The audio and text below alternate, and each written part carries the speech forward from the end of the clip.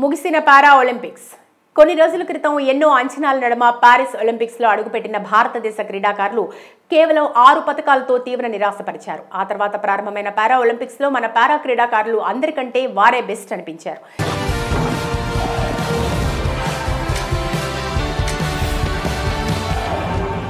కేవలం అంగవైకల్యమే వారి లోపం అనుకుంటే పొరపాటు.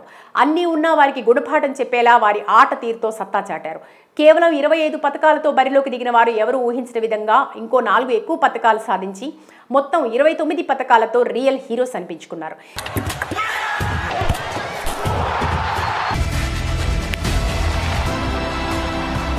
ఈ నేపథ్యంలో ఆగస్టు 28వ తారీఖున ప్రారంభమైన ఈ క్రీడలు సెప్టెంబర్ 8వ తేదీతో ముగిశాయి. మొత్తం 12 రోజుల పాటు జరిగిన ఈ ఒలింపిక్ క్రీడల్లో 150 దేశాలు పాల్గొన్నాయి. అయితే పారా ఒలింపిక్స్లో భారత్కు అదిరే ముగింపు దక్కింది. ఆరంభం నుంచి పతక వేటలో దూసుకెళ్లిన క్రీడాకారులు ఆఖరులోనూ దుమ్ము రేపారు. చివరి రోజు ఓ స్వర్ణంతో సహా 2 పతకాలు ఖాతాలో చేరాయి.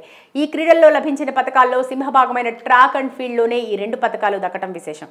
పురుషుల F41 జావెలిన్ త్రోలో నవదీప్ సింగ్ పసిడితో మెరిశాడు. మరుగుజ్జు విభాగంలో పోటీ పడిన నవదీప్ సింగ్ రజతమే బంగారమైంది.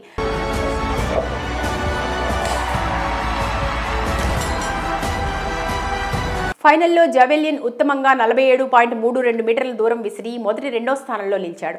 తొలి ప్రయత్నంలో ఫౌల్ చేసిన నవదీప్ రెండో ప్రయత్నంలో 46.39 మీటర్లు వేశాడు. మూడో ప్రయత్నంలో ఉత్తమంగా 47.32 మీటర్లు త్రో చేశాడు. ఇక ఈ పోటీల్లో ఇరాన్ అథ్లెట్ సదేక్ సయా 47.64 మీటర్ల అగ్రస్థానాన్ని దక్కించుకున్నాడు.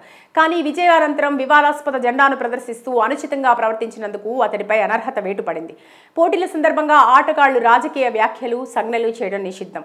వెంటనే చర్యలు తీసుకున్న నిర్వాహకులు 2వ స్థానంలో ఉన్న నవదీప్కు పసిడిని బహుకరించారు. తర్వాతి స్థానంలో ఉన్న చైనా ఆటగాడు పెంగా యాంగ్ 44.72 మీటర్ల రజతం, విల్డాన్ ఇరాక్ 40.46 మీటర్ల కాంస్య పతకాన్ని సొంతం చేసుకున్నారు. సయాక్ రెడ్ కార్డ్ చూపించి అతడిపై అనర్హత వేటు వేసినప్పుడు తాను అతడి పక్కనే ఉన్నానని, పతకం కోల్పోయాక సయాన్ కన్నీటి పర్యంతమయ్యాడని, అతన్ని ఓదార్చడం సాధ్యం కాలేదని నవదీప్ తెలిపారు.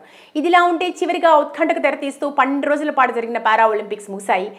అయితే చేతులు లేకుండా బాణాలు వేయటం, బ్లేడ్స్తో పరిగెత్తడం, కుర్చీలో కూర్చుని టెన్నిస్, టీటీ లాంటి ఆటల్లో ప్రతిభ చూపడం అభిమానులను ఆశ్చర్యపోయేలా చేసింది.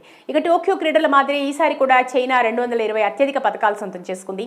తొలి స్థానంలో ఆ దేశం 94 స్వర్ణాలు గెలుచుకుంది. బ్రిటన్ 49 పసిడితో సహా 124 పతకాలతో 2వ స్థానంలో నిలిచింది. అమెరికా 36 స్వర్ణాలతో సహా 105 పతకాలు 3వ స్థానంలో సాధించింది. పారా ఒలింపిక్స్ చరిత్రలో అత్యుత్తమ ప్రదర్శన చేసిన భారత్ 29 పతకాలతో 18వ స్థానంలో పోటీని ముగించింది.